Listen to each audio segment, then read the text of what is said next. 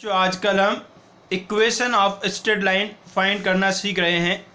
Last class में हमने आपको 3 फॉर्म सिखाए थे, slope intercept form, point slope form and 2 points form.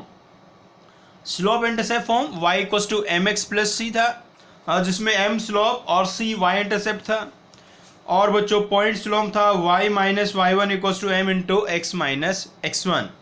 और बच्चों जो 2 पॉइंट फॉर्म था उसमें आपको कहा था कि वो कोई अलग फॉर्म ही नहीं है, आप पहले 2 पॉइंट से स्लोप फाइंड कर लेंगे तो फिर पॉइंट स्लोप फॉर्म ही आप यूज कर पाएंगे। तो आज बच्चों हमें पॉइंट स्लोप फॉर्म और 2 पॉइंट फॉर्म से रिलेटेड क्वेश्चन सॉल्व करने हैं बच्चों। तो आइए शुरू करते हैं क्वेश्चंस। पहला क्वेश्चन बहुत ही आसान क्वेश्चन है जी। Find the equation of the line passing through -4,3 and having slope 1/2। तो भाई इसमें आपको एक पॉइंट गिवन है -4,3। तो ये जो -4,3 है ना बच्चों, यही अपना हो गया x1 y1, मीन्स x1 का वैल्यू -4, y1 का वैल्यू 3। और भाई स्लोप कौन है? स्लोप होता है m, सो m का वैल्यू है भाई 1/2। तो इक्वेशन ऑफ लाइन क्या आ जाएगा रे? इक्वेशन ऑफ लाइन, ये जो फॉर्मूला है इसमें वैल्यू आप पुट कर देंगे। सो y माइनस y1 और y1 का वैल्यू है 3 equals to m, m means 1/2 x minus x1। x1 का वैल्यू -4 है तो x माइनस x1 करेंगे तो वो x प्लस 4 हो जाएगा। अब भाई इसको सिंप्लीफाई कर लो, 2 को इधर मल्टीप्लाई कर दो, 2y minus 6 equals to x plus 4। So 2y minus x is equal to 10। ये बच्चों आ गया अपना लाइन का इक्वेशन। तो बिल्कुल सिंपल क्वेश्चन था, आपको पॉइंट दिया था और स्लोप गिवन था। आइए एक और क्वेश्चन सॉल्व करते हैं भाई। एक और बिल्कुल इसी के जैसा क्वेश्चन देखो। क्वेश्चन में कहा है find the equation of the straight line, equation of the straight line which passes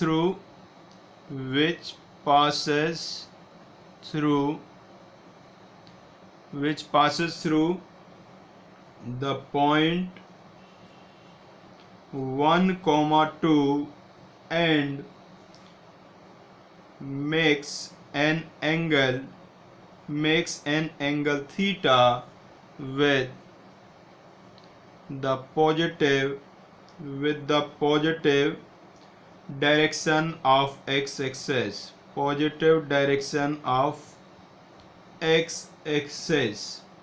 where cos theta is equal to -1/3। ये देखिए बिल्कुल सीधा सिंपल क्वेश्चन है ये भी। इसमें पॉइंट आपको गिवन है, अब इसमें स्लोप आपको डायरेक्टली नहीं गिवन है, उसमें cos थीटा का वैल्यू गिवन है। और भाई स्लोप तो क्या होता है? अरे स्लोप तो tan थीटा होता है रे। तो पहले cos थीटा की हेल्प से आप क्या निकालेंगे? tan थीटा निकालेंगे। अब इसमें देखिए cos थीटा का वैल्यू -1/3 है, इसका मतलब कि जो थीटा है वो सेकंड क्वाड्रेंट में होगा, तो tan थीटा का भी वो जो वैल्यू आएगा वो नेगेटिव ही आएगा। तो एक छोटा सा ट्राइंगल यहाँ बना लो। ट्रिग्नोमेट्री में तो आप पूरे माहिर हो चुके हो। तो ये एंगल होगा वो थीटा, ये हो गया आपका 1 और ये हो गया भैया 3। आप पाइथागोरस थ्योरम यूज करेंगे तो ये आ जाएगा √8। तो भाई स्लोप अब यहां से निकल जाएगा आपको। स्लोप क्या होता है रे? स्लोप होगा tan थीटा, और tan थीटा का वैल्यू यहां से देखो कितना आ रहा है, √8/1, √8/1 तो √8 ही हो गया। √8 को आप 2√2 भी लिख सकते हो। आप cos थीटा नेगेटिव था तो थीटा सेकंड क्वाड्रेंट में था, और सेकंड क्वाड्रेंट में tan भी कैसे होगा? नेगेटिव होगा। तो tan थीटा का वैल्यू आ गया -2√2। ये आ गया बच्चों अपना स्लोप। तो ये स्लोप आ गया और ये रहा पॉइंट। तो अब आप लिख देंगे लाइन का equation of line.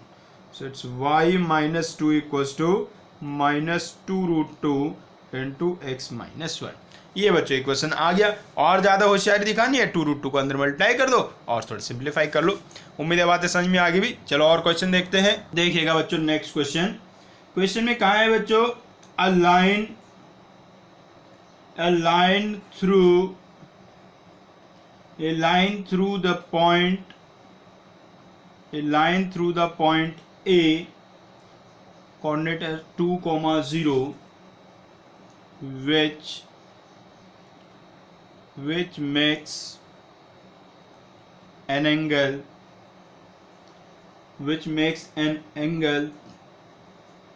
of 30 degree with 30, आपको इसको 60 कर लीजिए, 60 degree, angle of 60 degree with the positive direction of x-axis, with the positive direction of x-axis is rotated about A in clockwise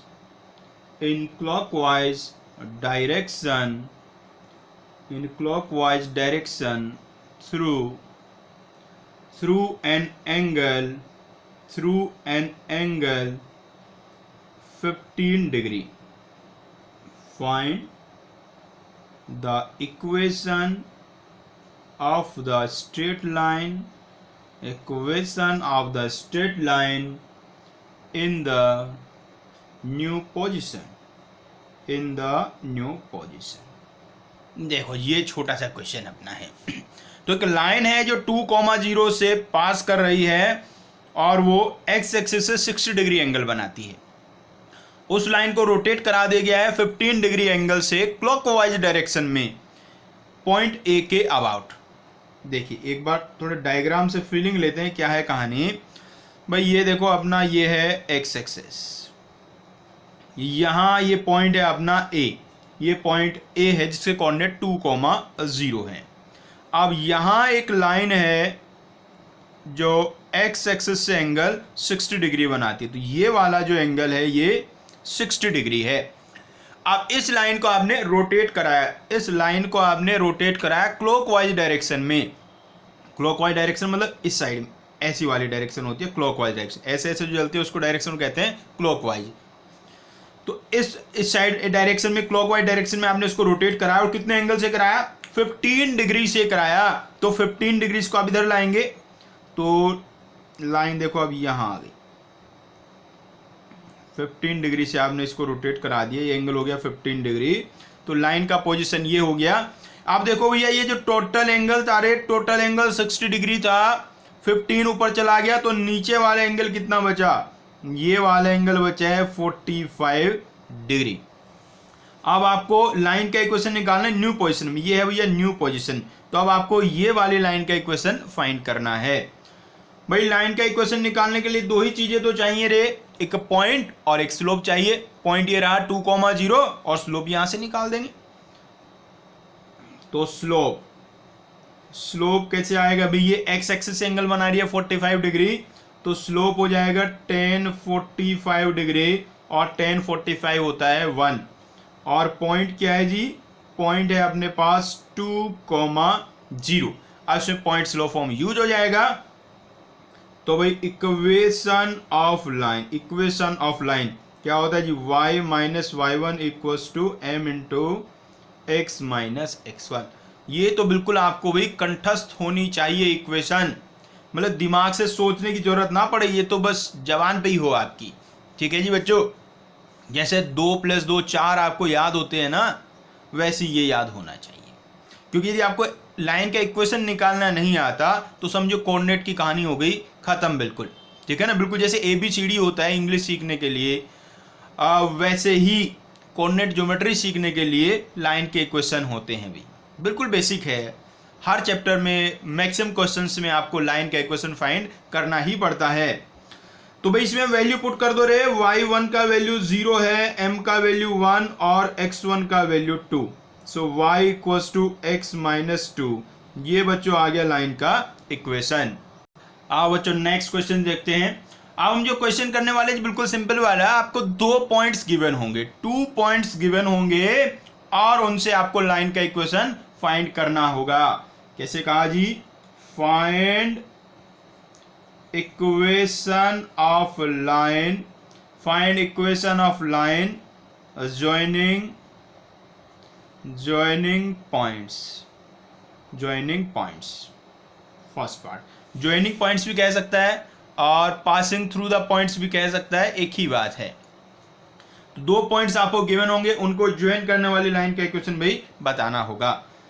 point है बच्चों 1,3 एंड 2,2, 1,3 एंड 2,2, इन दोनों points को join करने वाली लाइन का इक्वेशन फाइंड करना है। तो क्या सिखाया गया है आपको, जब भी आपको 2 पॉइंट्स गिवन होंगे पहले आप स्लोप फाइंड करेंगे और फिर पॉइंट स्लोप फॉर्म यूज कर देंगे। तो सबसे पहले क्या करना भैया, स्लोप फाइंड कर लो रे। स्लोप मीन्स m, फॉर्मूला याद है क्या, y2 minus y1 upon x2 minus x1, y2 minus y1 upon x2 minus x1, so it's 2 minus 3 upon 2 minus 1। Solve करोगे तो भैया ये आ जाएगा -1। स्लोप आ गया है। अब देखो पॉइंट अपने पास दो है, कि ये वाला है कि ये वाला, कोई सा भी पॉइंट ले लो उससे ही लाइन का इक्वेशन निकाल सकते हो। फिलहाल हम दोनों से निकाल के दिखाते हैं जिससे कि आपको भरोसा हो जाए, या दोनों से सेम ही आता है। सो इक्वेशन ऑफ लाइन, अब कौन सा फॉर्म यूज होएगा, point slope form. Point slope form क्या है, y minus y1 equal to m into x minus x1। एक बार हम ये पहला पॉइंट ले रहे हैं भाई, x1 y1 में तो एक ही पॉइंट चाहिए ना, तो आप ये वाला भी ले सकते हो यानी ये वाला भी ले सकते हो। तो हम ये वाला ले रहे हैं, तो पहले में आपको 1,3 लेके दिखाते हैं। तो इसमें क्या करेंगे, y minus 3 equal to -1 into x minus 1। So ये बन गया बच्चों y minus 3 equal to -x plus 1। अब ये इस x को इधर ले आओ, इस 3 को उधर ले जाओ, तो क्या आ गया, x plus y is equal to 4। ये आ गया बच्चों लाइन का इक्वेशन। या तो आप कैसे कर सकते हैं, जो पॉइंट अपना 2,2 है उसको लेके भी भैया आप कर सकते हैं, उससे भी सेम ही आंसर आएगा। मतलब यहाँ जैसे आपने 1 और 3 लिए थे ना, उनकी जगह 2 ले लो आप। So it's y minus 2 equal to -1 into x minus 2। So y minus 2 equal to -x plus 2। अब इसको इधर ले आओ, so x plus y equal to 4। देखिएगा उससे भी आ गया सेम इक्वेशन। तो बात आपको समझ में आई ना। आज जब भी आपको 2 पॉइंट गिवन है तो पहले आपको स्लोप फाइंड करना है और फिर पॉइंट स्लोप फॉर्म यूज कर लेना है। पॉइंट आप कोई सा भी ले सकते हो, उसमें ये वाला भी ले सकते हो और ये वाला भी ले सकते हो। जैसे आपने अभी भी देखा इस क्वेश्चन में हमने दोनों तरीके से किया और दोनों तरीके से आंसर सेम ही आया। आइए और करते हैं ऐसे क्वेश्चन। नेक्स्ट पार्ट देखिएगा, इसमें बच्चों पॉइंट्स गिवन है आपको 81 स्क्वायर, 281 एंड 82 स्क्वायर, 282।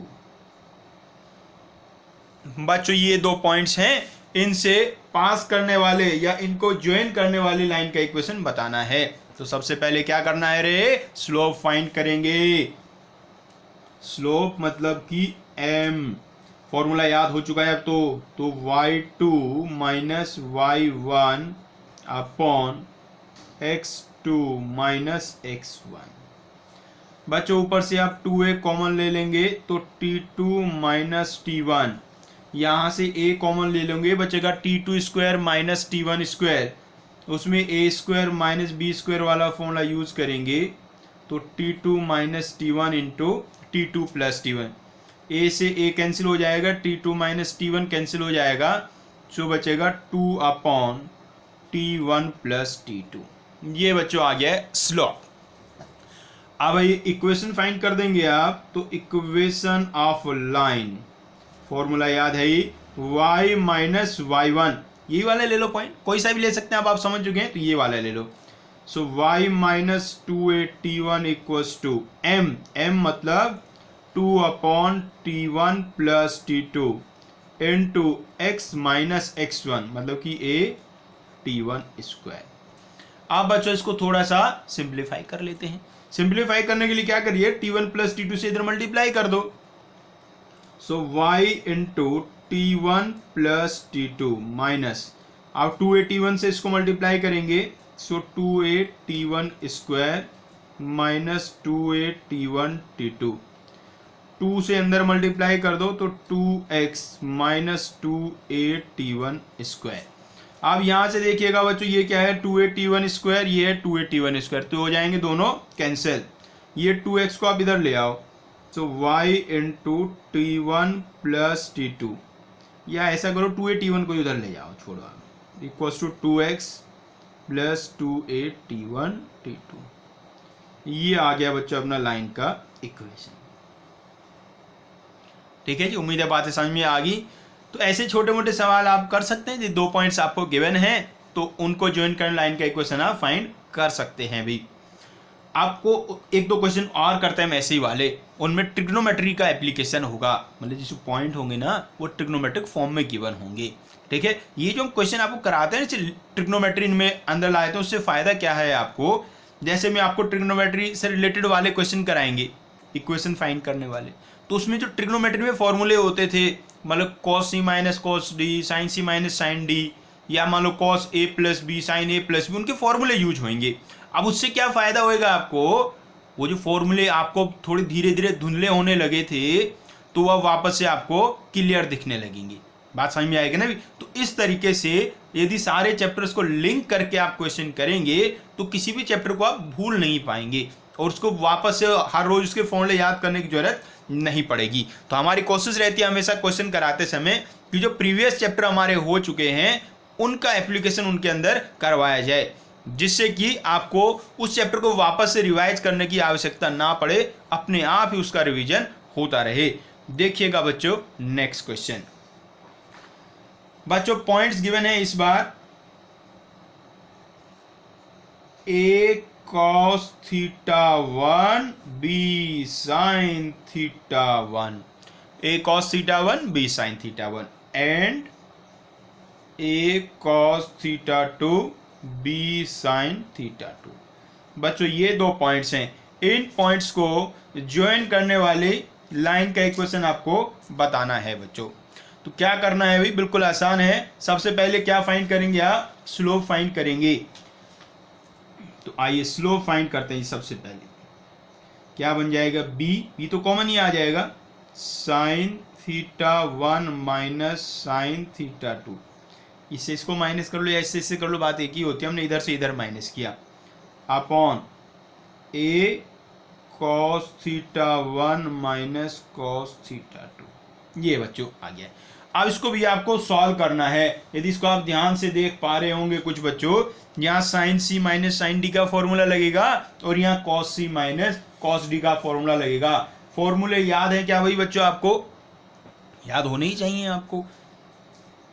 तो क्या होता है, तो formula 2 cos theta 1 plus theta 2 by 2 और sine theta 1 minus theta 2 by 2 divide में a into cos c minus cos d में भाई माइनस का साइन आता है, तो माइनस तो यहीं लिख देते हैं, -2 sign theta 1 plus theta 2 by 2 और sine theta 1 minus theta 2 by 2।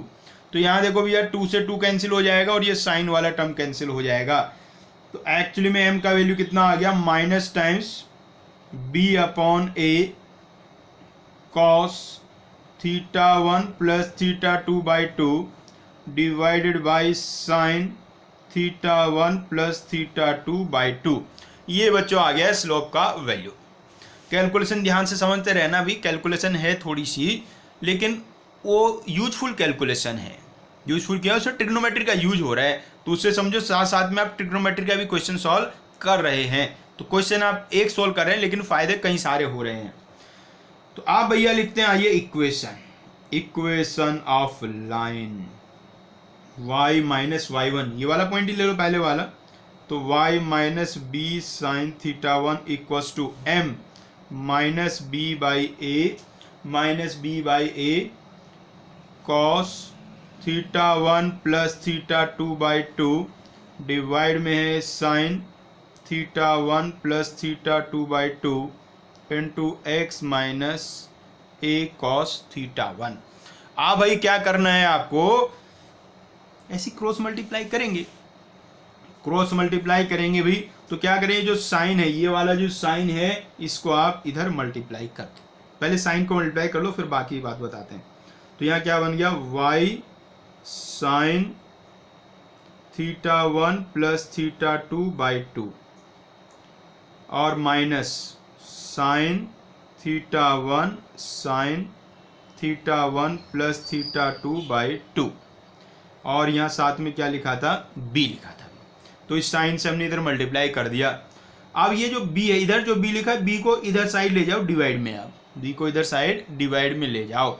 जीवन में याद रखना हमेशा एक बात, x के साथ हमेशा a और cos होते हैं, x के साथ a और cos और y के साथ b और sin। ये जीवन में याद काम आएगी आपकी बात है ना, याद रखना बस। जो cos होता है वो हमेशा किसके साथ रखना है, आपको x के साथ रखना है। sin किसके साथ रखना है, y के साथ रखना है। a किसके साथ रखना है, x के साथ रखना है। b किसके साथ रखना है, y के साथ रखना है। तो b किसके साथ रखना है, y के साथ रखना है। तो इसे इधर डिवाइड में ले जाओ, तो यहाँ डिवाइड में आ गया जी b, इसमें भी डिवाइड में आ गया b। ठीक है जी। अब यहाँ ये जो cos है इसको आप अंदर मल्टीप्लाई कर दो और ये जो a है इसको ही अंदर आप डिवाइड कर दो। तो देखो इक्वल टू में क्या बनेगा, यहाँ इक्वल टू यहाँ लिख लेते हैं। तो minus x upon A cos theta 1 plus theta 2 by 2 और प्लस है ना, यहाँ बाहर माइनस है अंदर भी माइनस है तो प्लस हो जाएगा बच्चों। तो plus A cos theta 1 plus theta 2 by 2 into cos theta 1 और जो a है वो अपॉन में पहुंचेगा। बात क्लियर हुई भाई, ये ऐसा बन गया। अब इसके बाद आप क्या करिएगा भाई, ये तो बताने की जरूरत नहीं है, b से b काट दो, a से a काट दो। अब ये जो x वाला टर्म है इसको इधर ले जाओ और ये जो कांस्टेंट टर्म है इसको आप उस साइड ले जाओ। तो देखिएगा क्या बनेगा, x वाले टर्म को जब आप लेफ्ट हैंड साइड में ले जाएंगे तो पॉजिटिव बन जाएगा। तो ये बनेगा x upon a cos theta 1 plus theta 2 by 2 plus left side में पहले से ही है y upon b sign theta 1 plus theta 2 by 2। अब राइट हैंड साइड में क्या है जी, राइट हैंड साइड में देखो पहले से ही क्या लिखा हुआ है, cos theta 1 into cos theta 1 plus theta 2 by 2 और लेफ्ट हैंड साइड से साइन वाला टर्म उधर जाएगा तो प्लस में sign theta 1 plus theta 2 by 2। अब राइट हैंड साइड को ध्यान से देखिएगा भाई, cos A cos B plus sign A sine B. याद करो कोई फॉर्मूला होता है क्या, सोचो एक बार भैया, फॉर्मूला होता है क्या, ये याद आ गया बच्चों, फॉर्मूला होता है कॉस ए माइनस बी का। तो लेफ्ट हैंड साइड को तो पहले ऐसे ही लिख लो भाई, x upon A cos theta 1 plus theta 2 by 2, y upon b sine theta 1 plus theta 2 by 2 और इधर फॉर्मूला कौन सा बन गया, कॉस ए माइनस बी का। अब या तो इसको ए मान लो या तो इसको ए मान लो, बात एक ही होती है। ठीक है भाई, तो इधर से इधर ही माइनस कर लेते हैं। चलो, ए हो गया थीटा 1 और बी हो गया थीटा 1 प्लस थीटा 2 बाई 2। ये cos A cos B plus sign A sine B, तो ये कॉस ए माइनस बी का फॉर्मूला बन गया है बच्चों। तो क्या बन गया रे, देखो भाई, लेफ्ट हैंड साइड तो ऐसे ही चलता रहेगा, x upon A cos theta 1 plus theta 2 by 2 plus y upon b sine theta 1 plus theta 2 by 2 equals to cos. इसको सिंप्लीफाई कर लोगे, सिंप्लीफाई करके आ गया थीटा 1 माइनस थीटा 2 बाई 2। तो ये बच्चा आ गया अपना फाइनली इक्वेशन। तो उम्मीद है बात समझ में आ गई होगी। अब एक ऐसा ही क्वेश्चन हम आपको देते हैं, वो आपको सॉल्व करके हमें सेंड करना है, उसका सुंदर सा सॉल्यूशन बिल्कुल इसी के टाइप का उसमें कैलकुलेशन है, अच्छा सा कैलकुलेशन है। तो इसी क्वेश्चन का फोर्थ पार्ट आप समझिए उसे, वो होमवर्क क्वेश्चन है आपके लिए। पॉइंट्स गिवन है भैया, A sec theta 1 B tan theta 1। A sec theta 1 B tan theta 1 and A sec theta 2 B tan theta 2। ये है बच्चों पॉइंट्स। इन दोनों पॉइंट्स को ज्वाइन करने वाली लाइन का इक्वेशन आपको फाइंड करना है बच्चों। तो ये तो हमने बिल्कुल डायरेक्ट क्वेश्चन किए जिनमें आपको 2 पॉइंट दिए थे और उनसे आपको लाइन का इक्वेशन फाइंड करना था। अब हम कुछ और क्वेश्चन करेंगे, उनमें बिल्कुल ऐसे सीधे सीधे पॉइंट नहीं दिए होंगे, उससे पहले कुछ थोड़ा बहुत करना पड़ेगा, फिर पॉइंट आ जाएंगे और फिर ऐसे ही सॉल्व करेंगे बच्चों। कुछ ट्राइंगल से रिलेटेड हम इक्वेशन फाइंड करते हैं। आप देखिएगा बच्चों question, the mid points of the sides of a triangle, midpoints of the side of a triangle are 2,1 -5,7 and -5,5. Find equation of the sides. बिल्कुल सिंपल सा क्वेश्चन है जी। इस बार आपको साइड्स के मिड पॉइंट्स गिवन हैं और आपको साइड्स का इक्वेशन फाइंड करना है बच्चों। इस क्वेश्चन को सॉल्व करने के 2 तरीके होते हैं।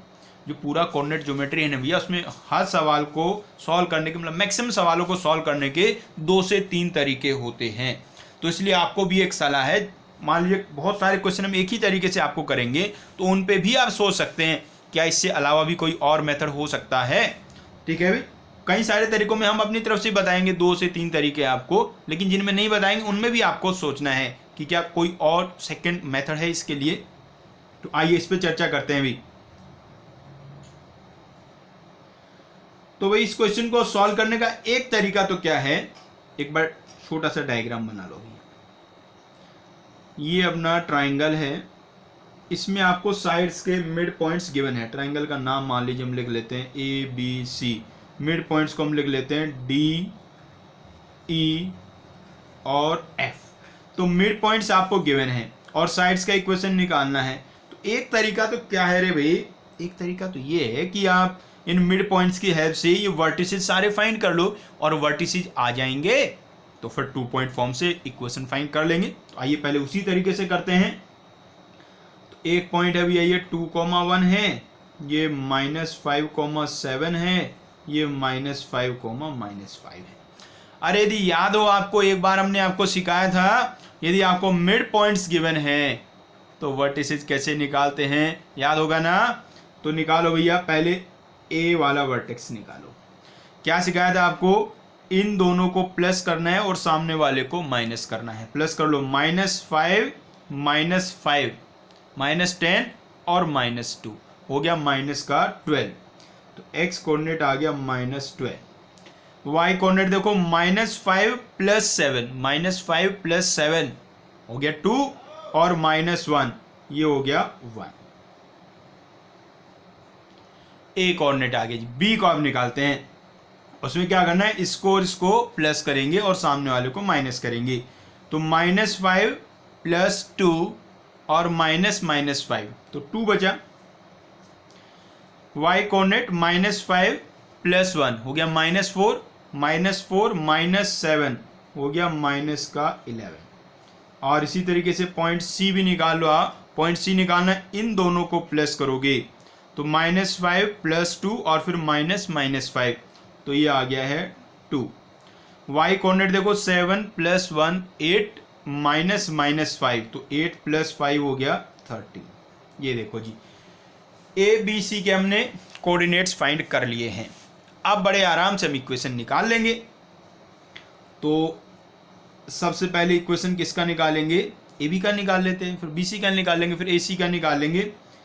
तो सबसे पहले हम क्या निकालने जा रहे हैं, इक्वेशन ऑफ AB। तो उसके लिए सबसे पहले तो क्या निकालोगे भैया, स्लोप निकालोगे। स्लोप कैसे आएगा, ये रहा पॉइंट A, ये रहा पॉइंट B, इनमें फॉर्मूला यूज कर दोगे y2 - y1 x2 - x1 तो स्लोप आ जाएगा। इधर से इधर माइनस कर लो, -11 - 1/2 2 माइनस -12, तो ये हो जाएगा 2 + 12। तो ऊपर आ गया माइनस का 12 और नीचे आ गया 14। -12/14 मतलब कि -6/7। तो जो अपना ए बी था उसका स्लोप आ गया -6/7। तो अब इक्वेशन क्या बनेगा, y - y1 equals to -6/7 into x + 12। अब इस इक्वेशन को बच्चों आप सिंप्लीफाई कर लेंगे, इधर इसी को मल्टीप्लाई करके, तो 7y - 7 इक्वल्स टू -6 और -72।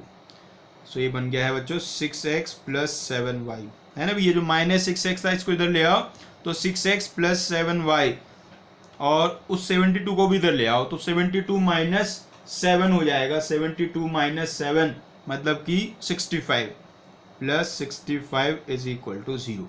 ये आ गया बच्चों इक्वेशन ऑफ ए बी। बिल्कुल ऐसे हम निकालेंगे हम equation of B C. Equation of B C बच्चों फाइंड करेंगे, तो ये रहा आपका बी और ये रहा आपका सी। तो जब इसका हम स्लोप फाइंड करने जाएंगे तो क्या कहेंगे, 13 माइनस -11 मतलब +11 अपॉन 2 - 2 अपॉन 2 - 2। तो नीचे तो भैया 0 बन गया है, 0 बनने का मतलब इसका जो वैल्यू आएगा वो नॉट डिफाइंड आएगा, वैल्यू आएगा नॉट डिफाइंड। और जैसा हमने आपको समझाया है, यदि स्लोप का वैल्यू नॉट डिफाइंड आता है तो हमारे यहाँ कुछ भी खराब नहीं होता, उसका भी मीनिंग निकलता है। यदि स्लोप नॉट डिफाइंड आ रहा है इसका मतलब क्या है, B C is parallel to BC is parallel to y-axis, BC is parallel to y-axis।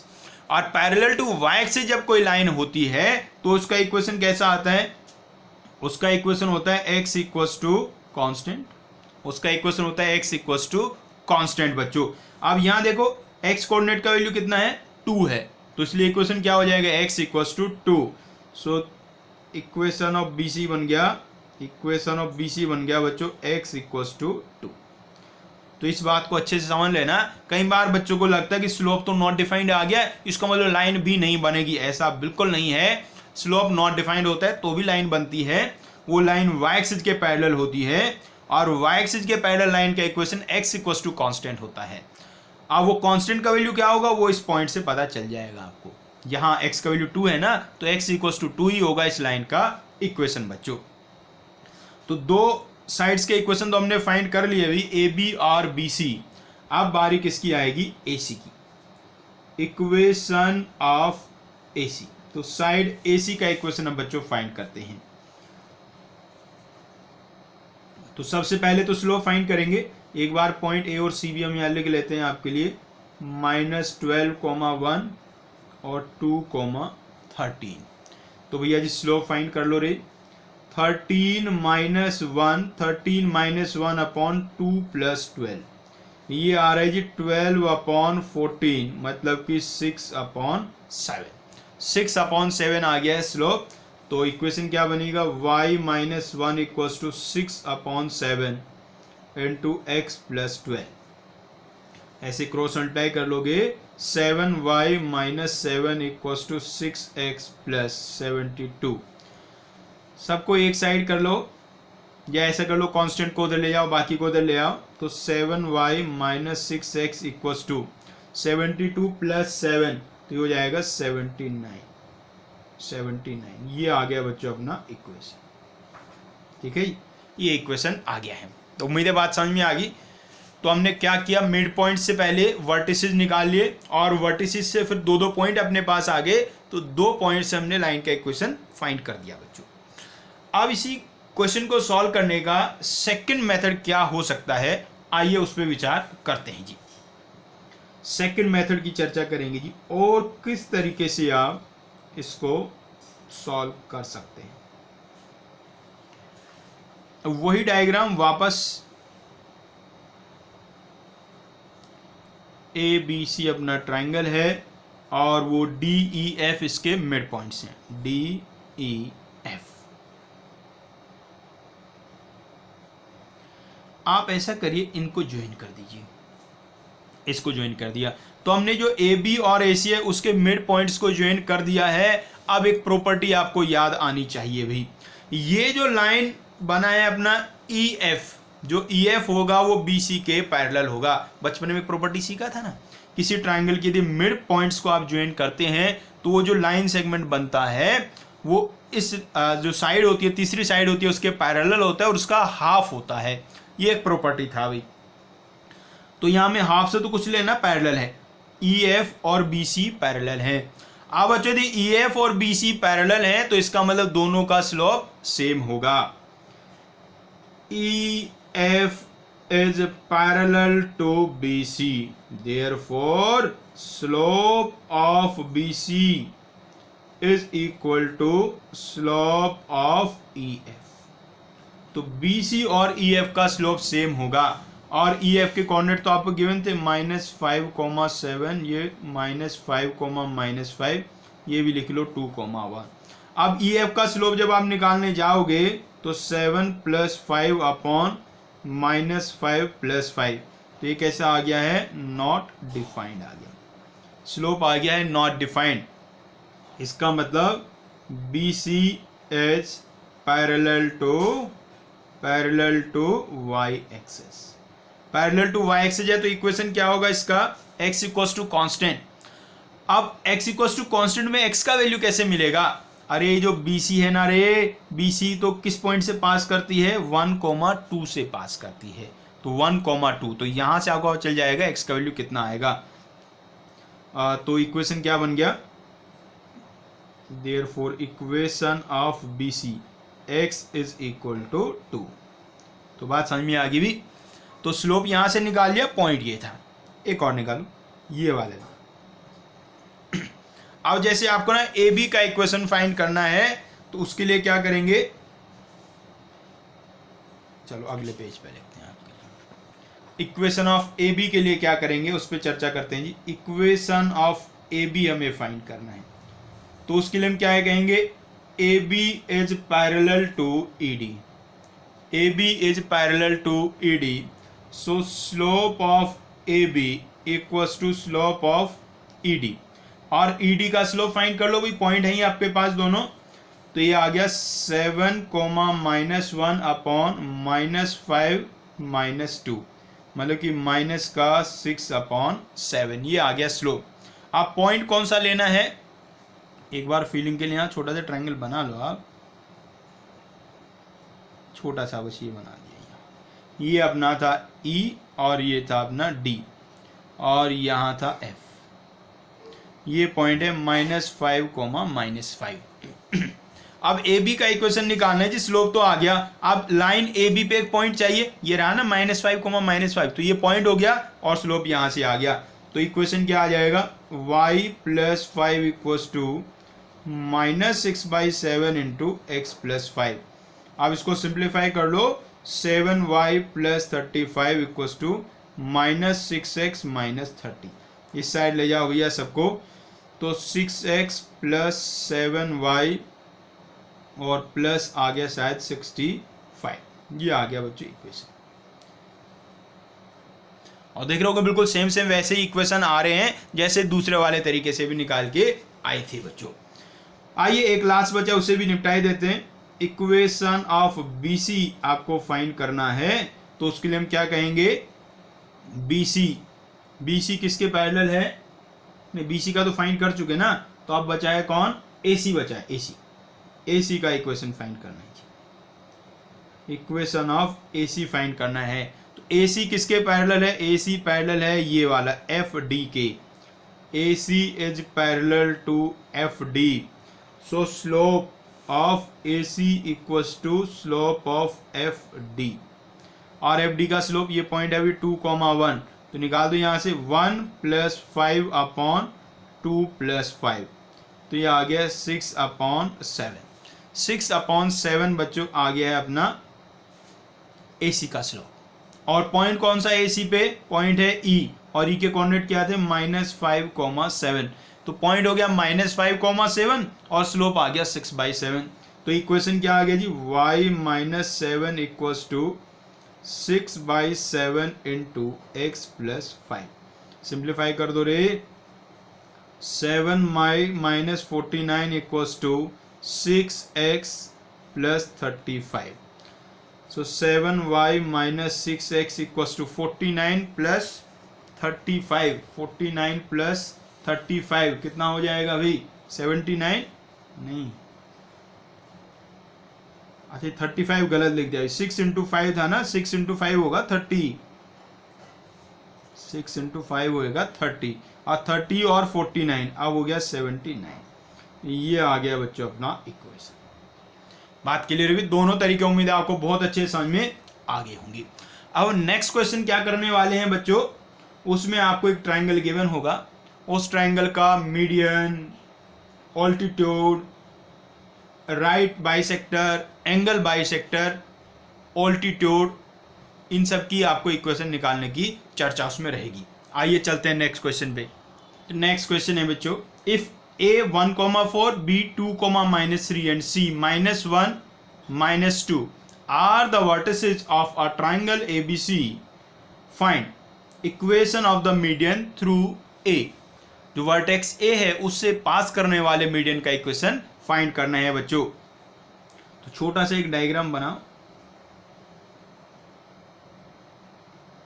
ये भी वर्टेक्स A है, ये वर्टेक्स B है और ये वर्टेक्स C है.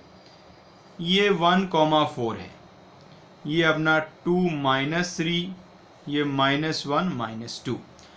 अब बच्चों मीडियन आपको बनाना है ए से पास करने वाला. मीडियन जानते हो रहे क्या होता है? जब किसी वर्टेक्स को सामने वाले साइड के मिड पॉइंट से ज्वाइन कर देते हैं तो उसको कहते हैं मीडियन. तो यहाँ BC का मिड पॉइंट यहाँ मान लो ये है D. अब इससे इसको ज्वाइन कर दो तो ये बन गया अपना मीडियन. तो इस AD का इक्वेशन हमें फाइंड करना है बच्चों. तो भाई इक्वेशन फाइंड करने के लिए आपको एक पॉइंट चाहिए. तो पॉइंट D क्या है? पॉइंट D है मिड पॉइंट ऑफ BC. तो पहले मिड पॉइंट फॉर्मूला यूज करके आप पॉइंट D के कोऑर्डिनेट फाइंड कर लेंगे. तो सबसे पहले क्या फाइंड कर रहे हैं जी? पॉइंट D के coordinate. Point D mid point formula use करेंगे तो भाई याद होगा आपको x1 plus x2/2 y1 plus y2/2. सो क्या बन गया रे? 2 -1/2 और -3 प्लस 2/2. तो ये आ गया है पॉइंट D के कोऑर्डिनेट शायद 1/2 कोमा -1/2. 1/2 कोमा -1/2. 1/2 कोमा -1/2 आ गए हैं बच्चों पॉइंट D के कोऑर्डिनेट्स. इसमें थोड़ा सा मिस्टेक कर दे. यहाँ एक्चुअली माइनस साइन था ना, तो माइनस साइन था तो यहाँ क्या आएगा? माइनस साइन आएगा. तो ये एक्चुअली में 1/2 नहीं, कितना हो जाएगा? माइनस का 5/2 हो जाएगा. तो 1/2 कोमा -5/2 ये आ गया जी मिड पॉइंट. अब ये रहा पॉइंट A अपने पास और पॉइंट D भी आ गया. तो अब तो सिंपल स्लोप निकाल लेंगे. तो अब निकाला जाएगा स्लोप ऑफ AD. भाई कहीं सब्जेक्टिव पेपर करना हो तो वहां तो पूरा लिखना स्लोप ऑफ AD बराबर ऐसा ऐसा. सब्जेक्टिव नहीं है तो आप नॉर्मल नोटेशन में ऐसा लिखे M4 स्लोप ऑफ AD. तो वही y2 minus y1 upon x2 minus x1. तो 4 -5/2 अपॉन 1 -1/2 कितना बन गए? तो माइनस माइनस प्लस हो जाएगा. तो ये 8 + 5 शायद 13/2 और 1 -1/2. 1 -1/2 1/2. तो सॉल्व करके लग रहा है 13 आ गया जी. तो स्लोप आ गया बच्चों 13. तो AD का स्लोप 13 आ गया है. अब इक्वेशन निकालना है तो ये रहा एक पॉइंट ये ले सकते हो या ये भी ले सकते हो. ये थोड़ा सुंदर नहीं है, ये ज्यादा सुंदर है. तो अब इक्वेशन हम लिख पाएंगे ही. So equation of AD y - y1 equals to m × x - x1. आप इसको बच्चों सिंप्लीफाई कर लो. y - 4 equals to 13x - 13. तो ये कुछ ऐसा बन जाएगा 13x - y इक्वल्स टू 9. शायद सिंप्लीफाई कर लिया, इधर उधर कर लिया, ठीक है ना. y वाले को उधर लेके इस -13 को उधर ले आए तो 13 - 4 होके 9 बन गया. तो ये आ गया बच्चों मीडियन AD का इक्वेशन.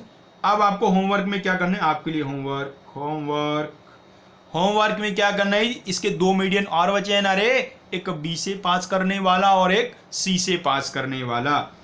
तो आपको बताना है जो मीडियस हैं इसके B से पास करने वाला और सी से पास करने वाला, मान लो उनके नाम ने बी और सी एफ रख दिए, इनके इक्वेशन आपको फाइंड करने हैं। इनके इक्वेशन फाइंड करके सॉल्यूशन सेंड कर देना भाई बच्चों। ठीक है, आगे बढ़ते हैं क्वेश्चन में। तो मीडियन निकालना हमने सीख लिया। अब मीडियन के बाद हम ऑल्टीट्यूड की बात करेंगे। सेकंड पार्ट इसका क्या कहता है, हम इस क्वेश्चन के सभी पार्ट में एक चीज निकाली। जैसे मीडियन 3 होती है ना, तो हमने एक निकाली, 2 आपको निकालनी। ऐसे ऑल्टीट्यूड भी 3 होते हैं, एक हम निकालेंगे, 2 आप निकालना। तो देखिए सेकंड पार्ट में क्या निकालना है, the equation of the altitude, equation of the altitude through, equation of the altitude through a. Vertex ए से जो पास करने वाला ऑल्टीट्यूड है उसका इक्वेशन निकालना है। होमवर्क के क्वेश्चन आप सारे समझ चुके होंगे अब तक। ए वाला हम निकाल लें, आप बी और सी वाला निकालना। ठीक है जी, डायग्राम वापस से बना लो, सुंदर डायग्राम।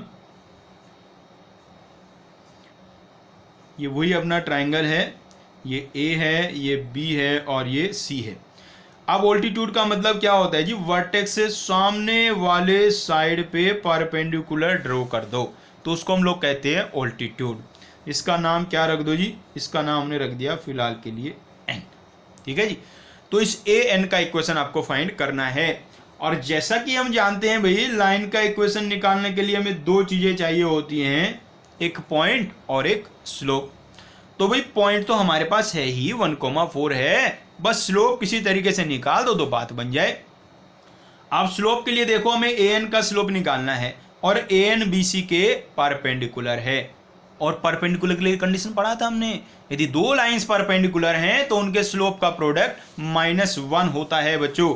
तो आइए शुरू कर देते हैं कहानी में। कहानी में क्या किया जाएगा, स्लोप निकालेंगे पहले हम बी सी का। सबसे पहले स्लोप किसका निकालोगे आप, बी सी का स्लोप निकालोगे। बी और सी के कोऑर्डिनेट लिख लो बच्चों एक बार। बी का कोऑर्डिनेट था 2, -3, 2, -3।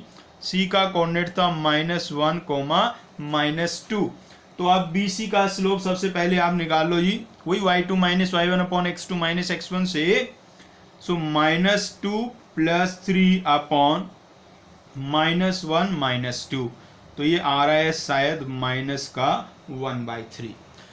अब बच्चों A N is perpendicular to B C, A N is perpendicular to B C, therefore slope of AN into slope of BC is equal to -1.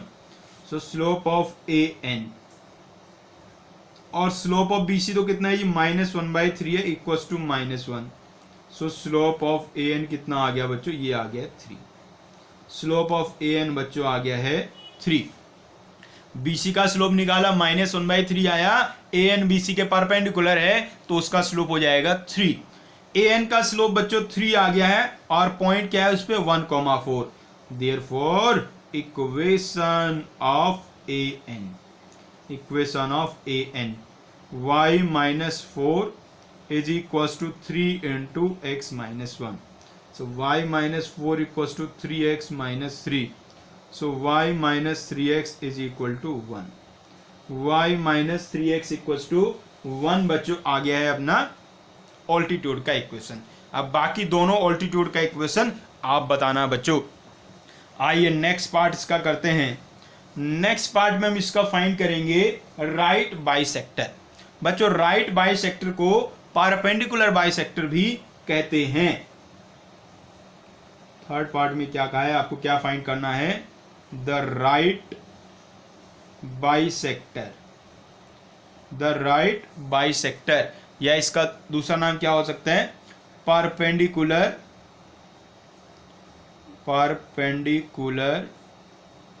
Bisector. दोनों का मतलब सेम ही होता है। अरे राइट एंगल का मतलब परपेंडिकुलर ही तो होता है ना, तो उसी से रिलेट करके दो नाम है, राइट बाइसेक्टर या perpendicular bisector of the side BC। Side BC का आपको राइट बाइसेक्टर या परपेंडिकुलर बाइसेक्टर का इक्वेशन फाइंड करना है। ये क्वेश्चन हम करेंगे और बाकी फिर 2 क्वेश्चन इसके बनेंगे, AC का परपेंडिकुलर बाइसेक्टर और AB का परपेंडिकुलर बाइसेक्टर, वो दोनों आप बताएंगे। तो आइए वापस से डायग्राम बना लेते हैं। यदि आप ट्रायंगल को थोड़ा कम सुंदर बनाएंगे, मतलब इक्विलेटरल जैसा नहीं लगेगा, तो फिर इनको आप इजीली डिफरेंशिएट कर पाएंगे। यदि आपने ट्रायंगल इक्विलेटरल जैसा बना दिया तो फिर आप median, perpendicular bisector, altitude, angle bisector, इनको डिफरेंशिएट ही नहीं कर पाएंगे, वो एक जैसे ही आपको लगेंगे। इसलिए ट्रायंगल थोड़ा सा इक्विलेटरल के जैसा नहीं बनाना, एक साइड थोड़ी बड़ी बनाओ, एक साइड थोड़ी छोटी बनाओ, तो फिर उससे आप समझ पाएंगे कि डिफरेंस क्या है सब में। अब इसमें कहा BC का परपेंडिकुलर बाइसेक्टर या राइट बाइसेक्टर आपको निकालना है। तो भाई मतलब जानते हो क्या, परपेंडिकुलर बाइसेक्टर का मतलब क्या होता है? अभी किसी भी लाइन सेगमेंट का परपेंडिकुलर बाइसेक्टर मतलब एक ऐसी लाइन जो उस लाइन सेगमेंट के मिड पॉइंट से पास होती हो। यहां मिड पॉइंट लिख लो भैया, मिड पॉइंट D। ऐसी लाइन जो लाइन सेगमेंट के मिड पॉइंट से पास होती हो, बाइसेक्टर से ये मतलब हो गया। और परपेंडिकुलर का क्या मतलब? इस लाइन सेगमेंट के परपेंडिकुलर हो, मिड पॉइंट से पास करे और परपेंडिकुलर हो, तो उसको कहते हैं हम परपेंडिकुलर बाइसेक्टर। तो ये जो एक लाइन है D से पास करने वाली, इस पे कहीं एक पॉइंट ऐसे लिख दो, यहाँ P पॉइंट लिख दिया, तो ये लाइन जो PD है उसका इक्वेशन आपको फाइंड करना है। अब याद यहाँ ये रखना है, ध्यान ये देना है, ये जो परपेंडिकुलर बाइसेक्टर होता है ना, ये तीसरे वर्टेक्स से पास करेगा ऐसा जरूरी नहीं होता। पास कर भी सकता है, यदि ट्रायंगल आपका आइसोसेलेस होता है तो वर्टेक्स से पास करता है, यदि नहीं होता है तो फिर वर्टेक्स से पास नहीं करता है। तो भाई इस जो PD है उसका हमें इक्वेशन फाइंड करना है। और किसी भी लाइन का इक्वेशन फाइंड करने के लिए हमें दो चीजें चाहिए होती हैं। कौन कौन सी दो चीजें चाहिए होती हैं भाई? एक तो हमें चाहिए होता है पॉइंट और दूसरा चाहिए होता है स्लोप। तो पॉइंट तो D है और स्लोप ये BC के परपेंडिकुलर है, उससे स्लोप आ जाएगा। और ये तो हम काम कर भी चुके हैं ना पहले ही, पॉइंट D के कोऑर्डिनेट तो हमने निकाले थे। तो सबसे पहले तो पॉइंट D के कोऑर्डिनेट लिख लो जी, निकालना क्या है तुम पहले ही निकाल चुके हैं, तो वहीं से पॉइंट D के कोऑर्डिनेट लिख दो 1/2, -5/2।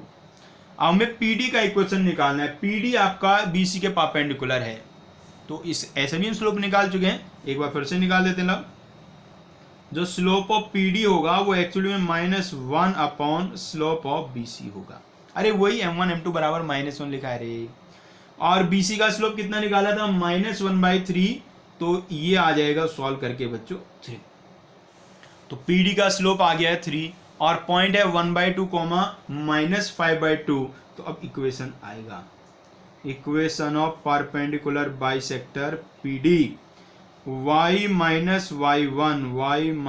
y1 equals to m into x - x1। तो सॉल्व कर लो भैया, ये बन गया 2y + 5 इक्वल्स टू 6x - 3। उम्मीद है समझ गए होंगे। इधर एलसीएम ले लिया तो 2y + 5 हो गया, इधर भी एलसीएम ले लिया 2x - 1 हो गया, 3 से मल्टीप्लाई कर दिया तो 6x - 3 हो गया। अब इनको एक साइड आप कर लो थोड़ा सा, तो 2y - 6x इक्वल्स टू 8। आप चाहो तो इसमें आपका 2 कॉमन आ गया है, उसको आप कैंसिल कर सकते हो, तो y - 3x is equal to 4। y - 3x equals to 4, ये आ गया है बच्चों अपना परपेंडिकुलर बाइसेक्टर का इक्वेशन। आओ बच्चों एक पार्ट और कर लेते हैं इसी क्वेश्चन का। इसमें बच्चों आपको इक्वेशन फाइंड करना है the internal bisector of angle ACB। Angle ACB का आपको इंटरनल बाइसेक्टर बताना है। ACB का बाइसेक्टर आपको बताना है भाई। वापस से डायग्राम बनाते हैं बच्चों, यहां C लिख लेते हैं इस बार, यहाँ C लिख लीजिएगा, यहाँ A लिख लीजिएगा, वहां B लिख दिया। उधर से जब बनाते तो सुंदर लगता है देखने में। तो भाई ये जो एंगल बन गया है ACB, मतलब ये वाला एंगल, इसका बाइसेक्टर। तो बाइसेक्टर में जो भी एंगल है इसको दो इक्वल पार्ट्स में डिवाइड करने वाली जो लाइन होगी उसको कहेंगे हम बाइसेक्टर। तो ये वाला एंगल और ये वाला एंगल इक्वल, ये भी थीटा तो ये भी थीटा बच्चों। तो इस पॉइंट का नाम हमने रख दिया बच्चों, मान लीजिएगा R। तो आपको CR का इक्वेशन फाइंड करना है।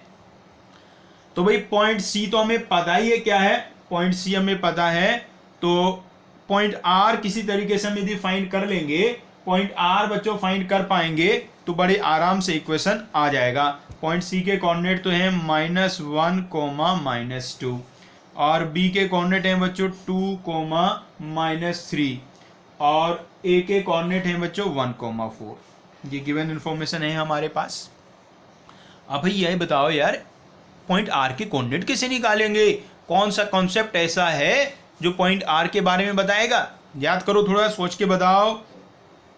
याद आया? Angle bisector theorem. Angle bisector theorem क्या कहता है?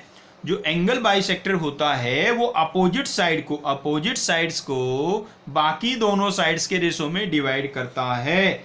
मतलब कि AR upon RB is equal to AR upon RB equals to CA upon CB। ये बच्चों होता है। तो बच्चों हम CA और CB का लेंथ निकाल लेंगे तो उससे AR और RB का रेशो आ जाएगा। मतलब कि हमें ये रेशो मिल जाएगा कि R AB को किस रेशो में डिवाइड कर रहा है। और जैसे ही बच्चों आपको रेशो मिलेगा तो आप सेक्शन फॉर्मूला यूज करेंगे और सेक्शन फॉर्मूला यूज करके पॉइंट R के कोऑर्डिनेट्स आ जाएंगे। और वही पॉइंट्स R के कोऑर्डिनेट आ गए, पॉइंट C के कोऑर्डिनेट पहले से ही हैं, तो सिंपल 2 पॉइंट आपको मिल गए तो आप लाइन का इक्वेशन फाइंड कर पाएंगे। तो सबसे पहला काम क्या है जी? हमें CA और CB का लेंथ निकालना है। तो आइए पहले उधर ही चलते हैं। CA is equal to under root of, भैया डिस्टेंस फॉर्मूला लगाना पड़ेगा रे। याद है क्या formula? x1 minus x2, 1 minus 1 तो हो गया 2, 2 का square plus y1 minus y2, 4 minus 2 हो गया 6 और 6 का स्क्वायर। ये देखो कितना बन गया रे, 4 और ये हो गया 36, 40 आ गया। और 40 को लिख सकते हैं हम कितना? 2√10। तो CA का लेंथ आ गया बच्चों 2√10। अब फाइंड करेंगे बच्चों CB under root of, same formula लगेगा, 2 माइनस 1 हो गया 3, तो 3 का स्क्वायर प्लस -3 माइनस 2 हो गया -1 का स्क्वायर। ये हो गया 9 + 1 10, तो ये आ गया under root of 10। So therefore AR upon RB, CA का वैल्यू आ गया 2√10 और CB का आ गया √10। यहाँ रखा है जी वैल्यू, तो ये आ गया 2। इसका मतलब क्या हुआ? Therefore R divides AB in the ratio 2:1 के रेशो में बच्चों डिवाइड करता है। तो ये रेशो आ गया आपका 2:1 का। तो आप सेक्शन फॉर्मूला यूज करेंगे तो पॉइंट R के कोऑर्डिनेट्स बच्चों आ जाएंगे। देयरफॉर पॉइंट RH, तो भाई 2 का मल्टीप्लाई इधर वाले में और 1 का मल्टीप्लाई इधर वाले में कर लो भैया। कितना हो गया? 4, 2 × 2 बन गया बच्चों 4 और हो गया ये +1 अपॉन 2 + 1, फिर 2 × -3 -6 और 1 × 4 4 अपॉन 2 + 1। सो पॉइंट R बन गया बच्चों 5/3, 5/3, 2/3, 5/3, 2/3। तो पॉइंट R बच्चों आ गया है। तो पॉइंट R अपने पास आ गया, पॉइंट C अपने पास पहले से ही था। तो अब क्या करेंगे? CR का स्लोप निकालेंगे और भैया फिर इक्वेशन निकाल देंगे। देखिएगा कैसे भी। तो पॉइंट C है अपने पास जी -1, -2, पॉइंट R आ गया 5/3, 2/3। तो आएगा स्लोप ऑफ CR, इधर से इधर माइनस कर लो, 2/3 + 2/5/3 + 1 कितना बन गया रे? देखो ये 2 + 6 और नीचे बन गया 5 + 3। अरे कितना सुंदर आ गया, तो 1 आ गया है।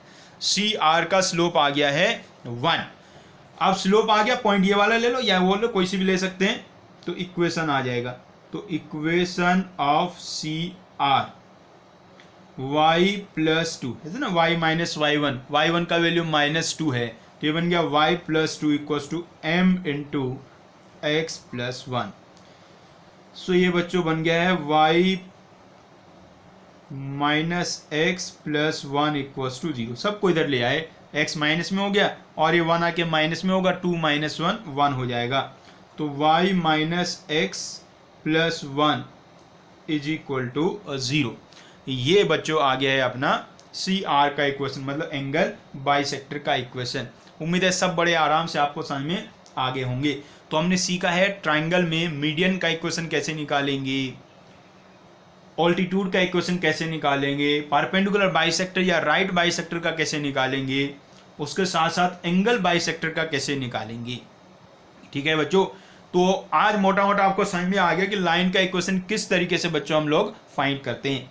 बच्चों जैसे ही आपको लाइन के इक्वेशन फाइंड करने आ जाएंगे तो समझो आपका जेईई मेंस का तो 90% काम खत्म हुआ। जेईई मेंस में 90% क्वेश्चन इक्वेशन ऑफ लाइन से रिलेटेड ही आते हैं।